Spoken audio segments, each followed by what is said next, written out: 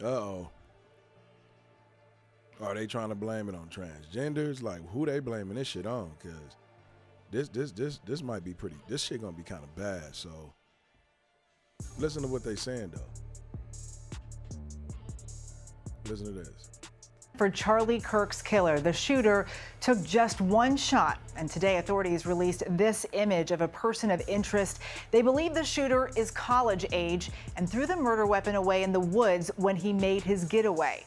Jim Murray is in Utah with the very latest. This is the person of interest in the assassination of Charlie Kirk. He's apparently attempting to hide his identity under a baseball cap and dark glasses. His shirt emblazoned with the stars and stripes and the slogan, "Land of the free, home of the brave." Yeah, he did it. Yeah, he did it. But damn, you got to be an angry motherfucker to do that. You got to be angry.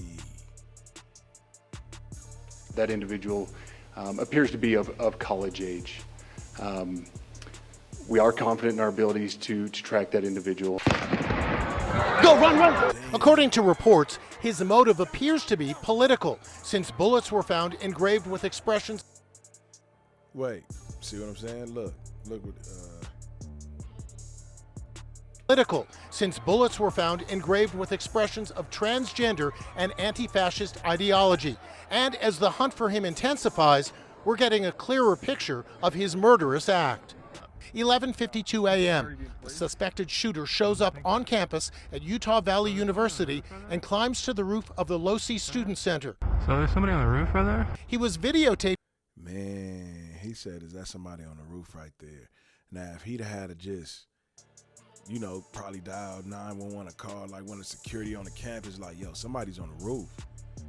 You know what I'm saying? They could have gave an alert and bam, but damn.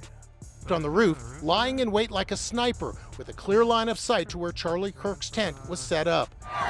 12:15 p.m., Charlie Kirk arrives and tosses hats to the crowd.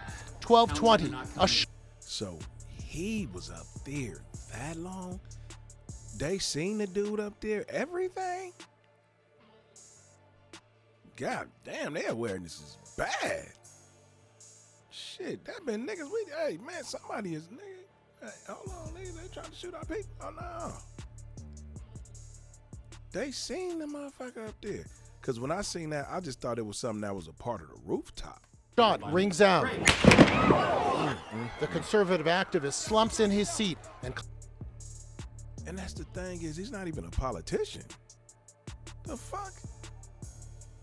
Like, this dude just traveled to colleges and talked to students and debate with them. And you can see some of them like really getting their feelings and shit. The left side really getting their feelings, man. And like, even with this happening, they're still, they're kind of cheering and shit. Like, man, I'm so glad I left the dark side, bro. Like, there's no heart there. Collapses to the ground. Rebecca Hales was 30 feet away and shot this video as she dove for cover. I was in shock, but I got down. I was with 3 other friends. They disappeared, and then I was getting trampled as we tried to run out. His bodyguards rushed to help him, desperately trying to revive him, but he was hopeless. There's literally nothing that can be done in that situation. That was a fatal wound. Yeah. And I don't care if there was a trauma surgeon at the end of the steps there on the stage. There's very little chance that anybody would have been able to do anything to save his life at that point. As the crowd flees in panic, Kirk is carried away by his team and rushed to the hospital in an SUV. Stop! This video apparently shows the shooter fleeing across the roof. After the shooting, we were able to track his movements as he... The video apparently shows he's in panic. There on the stage. I was seeing this shit when people were showing it yesterday, but you couldn't really see it because the footage looked fucked up. There's very little chance that anybody would have been able to do anything to... That's fucked up, man. This brother, I mean, you see him right here. He's happy. No idea of what's finna happen to him. Man. There's very little chance that anybody would have been able to do anything to save his life at that point. As the crowd flees in panic, Kirk is carried away by his team and rushed to the hospital in an SUV. Stop! I got a question. Please let me know in the comments. Was his wife and kids there? Because I'm hearing people saying there was a video of his daughter trying to run to. Please, if y'all know, let me know. I don't even want to see that, but yeah, let me know. This video apparently shows the shooter fleeing across the roof. Damn. After the shooting, we were able to track his movements as he moved to the other side of the building, jumped off of the building, and fled off of the campus and into a neighborhood. The FBI and local law enforcement are still on the ground today, still searching the neighborhood where the assassin was last seen. He ran through here and into these woods where he dumped the murder weapon, later found by police. It's an older model 30-06 high-powered bolt. Man, a Boltix action rifle, bro. So that means he zoomed in on him. He had enough time to set up. Man, he had a knife. Man, so that whole time he probably had a target on him for a minute. And it was like right after the question about gun violence was asked, he fired. So was there an open stadium for him to hit? Man, it's as if like he was, I don't know, man, like all this shit is crazy. Like, and then you got this motherfucker running on a roof. Jump, man, just how did he have that much? I don't get it.